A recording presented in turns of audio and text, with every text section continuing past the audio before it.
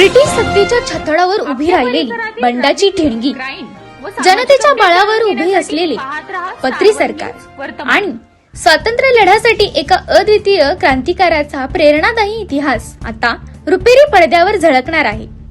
क्रांतिसिंह नाना पाटील यांच्या जयंतीनिमित्त सांगली जिल्ह्यातील विटा शहरात आज त्यांच्या जीवनावरील पहिल्या चित्रपटाचा दमदार टीजर प्रदर्शित करण्यात आला. क्रांतिसिंह नाना पाटील लोकविद्यापीठाच्या परिसरात झालेल्या या कार्यक्रमाने उपस्थितांमध्ये उत्साहाचे वातावरण निर्माण केले. ब्रिटिशांच्या न्यायाविरोधात निर्भीडपणे बंड पुकारत जनतेच्या सहभागातून उभे राहिलेले ऐतिहासिक पत्री सरकार, स्वातंत्र्य लढ्यासाठी संघर्ष, त्याग, धैर्य आणि क्रांतीचा ज्वाज्वल्य इतिहासात आता मोठ्या पडद्यावर जिवंत होणार आहे. पत्री सरकार या आगामी चित्रपटातून क्रांतिसिंह नाना पाटील यांच्या जीवनातील अनेक प्रेरणादायी आणि ऐतिहासिक घटना प्रभावीपणे उलगडल्या जाणार आहेत. या चित्रपटाचा टीजर पाहताच उपस्थितांनी टाळ्यांच्या कडकडाटात स्वागत केले.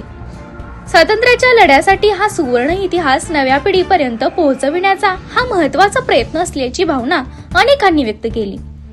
क्रांती, संघर्ष आणि स्वाभिमानाची गाथा सांगणारा पत्री सरकार हा चित्रपट लवकरच प्रेक्षकांच्या भेटीला येणार असून स्वातंत्र्य लढ्याचा अभिमान पुन्हा एकदा रुपेरी पडद्यावर अनुभवण्याची संधी या चित्रपटातून मिळणार आहे.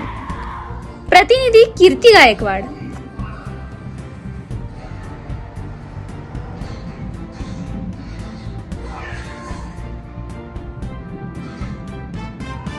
जय जिजाऊ जय शिवराय ही क्रांतिसिंहांचा वैचारिक वारसदार शिवश्री अभिमन्यू बबनराव पाटील, गाव एडेमची.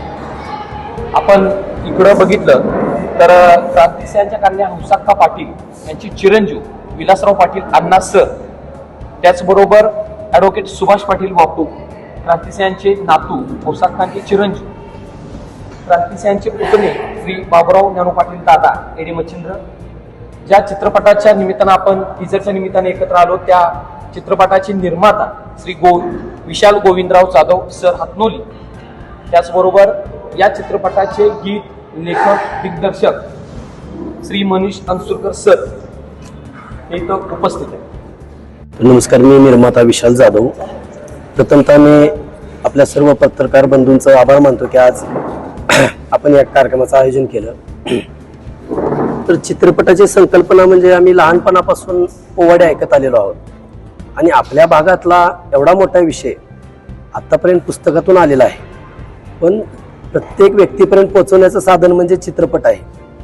तर संकल्पना चित्रपटाची येण्यामागचा हाच उद्देश की नानांचं जे कार्य आहे, जो इतिहास आहे, तो महाराष्ट्रातील तळागाळात देशापर्यंत, देशाच्या बाहेर जावा किंवा त्यांनी जे आयुष्यभर आपल्या भारत मातेसाठी जे काही त्याग केलेला आहे त्याचं आपण माहिती जास्तीत जास्त लोकांपर्यंत पोहोचावी आणि हे फक्त चित्रपटातून माध्यमातून जाऊ शकतं.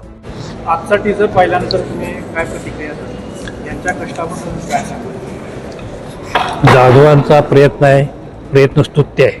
त्या प्रयत्नाचं मी स्वागत करतो. टीजरमध्ये सगळा पिक्चर नव्हे, टीजर मग ठीक आहे, पण त्या मला यामध्ये आमचा सगळ्या कुटुंबाचा असा हेतू आहे किंवा म्हणणं आहे की ऐतिहासिक पिक्चर चित्रपट आहे आणि हा इतिहास काय लांबचा नाही, जवळच आहे आणि त्या इतिहासामध्ये त्यांच्या विचाराच्या विरुद्ध असं काही घटना येऊ नयेत याचा फक्त एवढी एकच काळजी त्याने घ्यावी. बाकी सिनेमा म्हटल्यानंतर नुसतं नाना पाटील 3 तास भाषण करत आहेत हे दाखवणं म्हणजे काही सिनेमा होत नाही. त्यांना सिनेमॅटिक लिबर्टी घ्यायला पूर्ण स्वातंत्र्य आहे. फक्त त्याच्या विचारांना छेद बसेल असं त्यामध्ये काही येऊ नये एवढी माफक अपेक्षा आमची सिनेमाच्या बाबतीत आहे. नानांच्या मूळ गावी काही चित्रीकरण होणार ते त्यांनी ठरवायचं आहे, होईल काहीतरी होणार. आता नवीन बांधकाम आता खूप झालेले आहेत, त्यामुळे ते एक बंधन आपल्याला असतं. आपली खूप इच्छा होती सुरुवात तिथून करावी, पण नवीन बांधकाम म्हणजे आता काळ दिसणार नाही ना. काही चेंजिंग नाही. समजा ते ट्रेन वगैरे आपण ऐकलेली आहे, तर ट्रेन